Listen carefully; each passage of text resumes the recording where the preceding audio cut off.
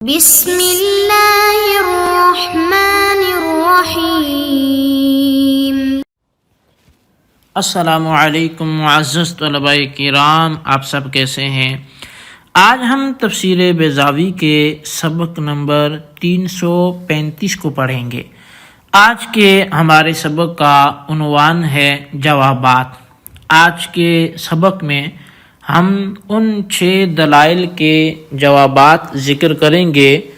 جو حشویہ کی جانب سے مصنف نے تحریر فرمائے، چونکہ حشویہ یہ اس نظریے کے قائل ہیں کہ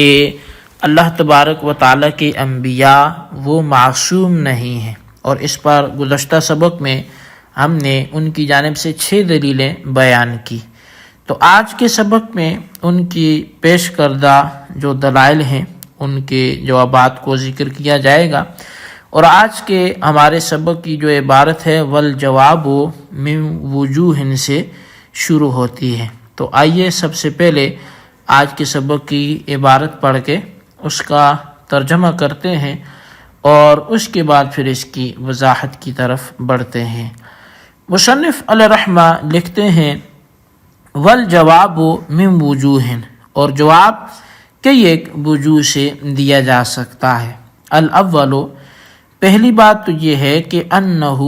لم یکن نبیا حینئذ، کہ درخت سے کھانے کے وقت آدم علیہ السلام نبی نہیں تھے۔ والمدعی مطالب بالبیان، اور اگر کوئی اس وقت ان کی نبوت کا قائل ہے تو اس پر دلیل کا دینا یہ لازم ہے۔ الثانی ان النہی للتنزیہ، اور دوسری بات یہ ہے کہ یہ نہی گناہ سے نہیں تھی، بلکہ یہ نہی تنزیہ سے بچنے کے لیے تھی۔ وَإِنَّمَا سُمِّيَ ظَالِمًا وَخَاسِرًا لِأَنَّهُ ظَلَمَ نَفْسَهُ وَخَسَرَ حَظَّهُ بِتَرْكِ الْأَوْلَى لَهُ، اور بہرحال آدم علیہ السلام کو ظالم اور خاسر کا نام دیا گیا تو اس لیے کہ انہوں نے اپنے نفس پر ظلم کیا اور اپنا جو ایک اعلیٰ حصہ تھا اس کا نقصان کیا خلاف اولا کا ارتکاب کر کے۔ وَأَمَّا إِسْنَادُ الْغَيِّ وَالْعِصْيَانِ إِلَيْهِ فَسَيَأْتِي الجواب عنہ فی موضعہ انشاء اللہ تعالی، اور بہرحال غی اور عصیان کو ان کی طرف منسوب کرنا تو اس کا جواب انشاءاللہ انہی آیات کے ضمن میں ان کی تفسیر میں آئے گا۔ وَإِنَّمَا أُمِرَ بِالتَّوْبَةِ تَلَافِيًا لِمَا فَاتَ عَنْهُ وَجَرَى عَلَيْهِ ما جرا معاتبۃ لہ علی ترک الاولا، اور بہرحال ان کو توبہ کا جو حکم دیا گیا تو وہ اس چیز کی تلافی کے لیے تھا جو ان سے رہ گئی تھی، اور جو ان پر جاری ہوا تو وہ خلاف اولا پر عتاب کے طور پہ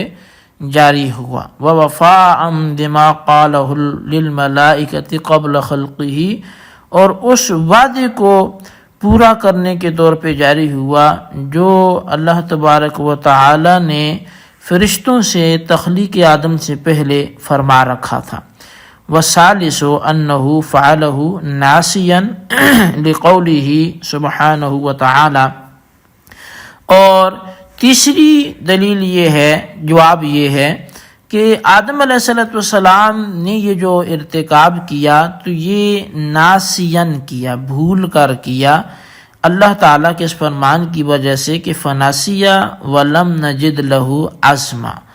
کہ وہ نسیان کے طور پہ یہ کام کیا جبکہ ہم نے ان کا یہ ارادہ نہ پایا تھا۔ وَلَكِنَّهُ عُوتِبَ بِتَرْكِ التَّحَفُّظِ عَنْ أَسْبَابِ النِّسْيَانِ، لیکن آدم علیہ السلام پر عتاب کیا گیا اسباب نسیان سے تحفظ کو چھوڑنے کی وجہ سے۔ وَلَعَلَّهُ وَإِنْ حَطَّ عَنِ الْأُمَّةِ لَمْ يَحُطْ عَنِ الْأَنْبِيَاءِ لعظم قدرهم كما قال عليه الصلاة والسلام اشد الناس بلاء الانبیاء ثم الاولیاء ثم الامثل فالامثل۔ اور فرمایا کہ شاید کہ یہ امت کے حق میں تو نسیان یہ اٹھا لیا گیا، لیکن انبیاء کرام سے یہ نہ اٹھایا گیا ان کے مقام کے عظیم ہونے کی وجہ سے۔ جیسا کہ نبی علیہ الصلوۃ والسلام نے فرمایا کہ لوگوں میں جو سب سے زیادہ بلائیں ہیں وہ انبیاء کرام پر مصائب آتے ہیں، پھر اولیاء پر، پھر اس کی مثل دیگر جتنا جتنا اللہ کا قرب جسے حاصل ہے۔ او ادى فعله الى ما جرى عليه على طريق السببية المقدرة دون المؤاخذة على تناوله كتناول السم على الجاهل بشانه، اور یا پھر اس فعل کو ادا کیا وہ سبب عادی کے طور پر، جو کہ ایک سببیت مقدر تھی، نہ کہ مواخذہ علی تناول کے طور پر، اس درخت کے کھانے پر مواخذے کے طور پہ یہ حبوط نہیں ہوا، انزال من الجنت الی الارض نہیں ہوا، بلکہ وہ سبب عادی کے طور پہ ہوا، جیسے کہ زہر کھانا جاہل پر اسی کے شان کے ساتھ ہوتا ہے۔ جی طلبہ کرام، یہ تھی ہمارے آج کے سبق کی عبارت، اس کا ترجمہ۔ اب آئیے ہم ان جوابات کی وضاحت بھی کرتے ہیں۔ اب یہ جوابات تو آگے باقی ہیں، لیکن کچھ آئندہ سبق میں ہم اسے کلیئر کریں گے۔ تو ابھی تک جتنا ہوا آئیے اب اس کی توضیح و تشریح کو سماعت کرتے ہیں۔ اصل میں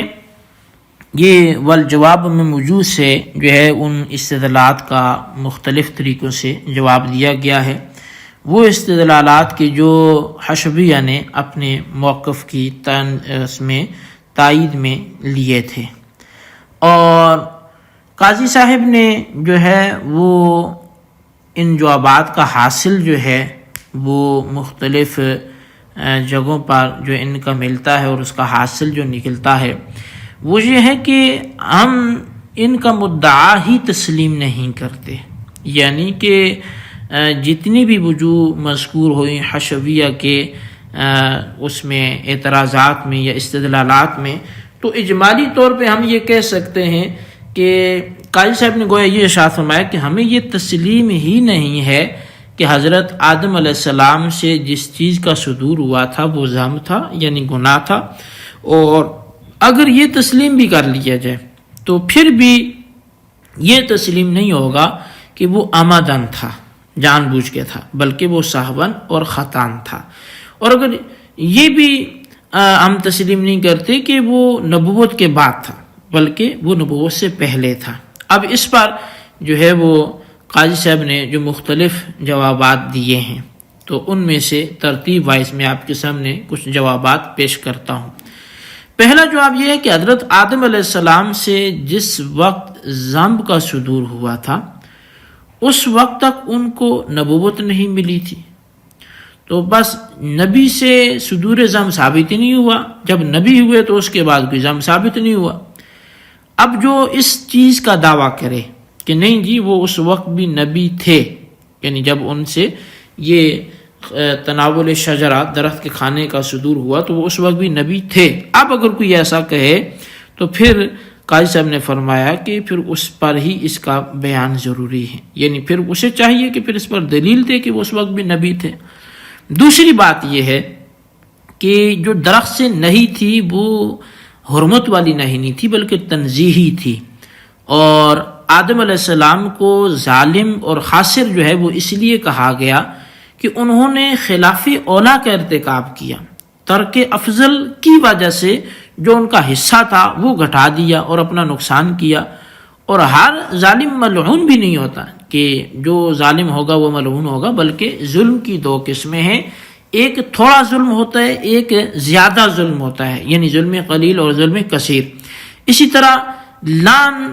اور لعنت کے جو معنی ہیں وہ رحمت حق سے دور ہونا ہے، اللہ کی رحمت سے دور ہونا ہے، اس کی بھی 2 قسمیں ہیں۔ ایک تو ہوتا ہے کہ کامل جو اللہ کی رحمت ہے اس سے دور ہو گیا، اور دوسرا یہ ہوتا ہے کہ مطلقاً رحمت سے دور ہو گیا۔ اب ملعون وہ ہے جو اللہ تعالیٰ کی مطلق رحمت سے دور ہو جائے، اور یہ صورت ادھر ظلم کے اعتبار سے دیکھیں تو جو ظلم کثیر تھا، ظلم عظیم تھا، یہ اس صورت میں ہوتا ہے کہ جو ظلم عظیم کا ارتکاب کرتا ہے وہ اللہ تعالیٰ کی رحمت سے مطلقاً ہی کیا ہو جاتا ہے، دور ہو جاتا ہے۔ لیکن جو ظلم قلیل ہے اس کی صورت میں ادھر وہ رحمت کاملہ سے تو دور ہو سکتا ہے لیکن مطلقاً رحمت سے دور نہیں ہوتا۔ اور پھر غی اور عصیان کی جو نسبت حضرت آدم علیہ السلام کی جانب کی گئی ہے، تو اس کے حوالے سے قاضی صاحب نے تو لکھا کہ اس کا جواب سورہ طٰہٰ میں جہاں یہ آیت ہے وہیں پہ اس کا دیا جائے گا، لیکن اس کا جواب جو ہے وہ یہ ہے کہ حضرت آدم علیہ السلام کی جو لغزش تھی تو بہت معمولی سی تھی، پھر بھی ان کی جانب عصیان اور یہ غی کی جو نسبت کی گئی، اس میں راز یہ ہے کہ اولاد آدم کو معمولی ذلت اور لغزش کے بارے میں بھی اس کی خطرناک کا تصور وہ مل جائے،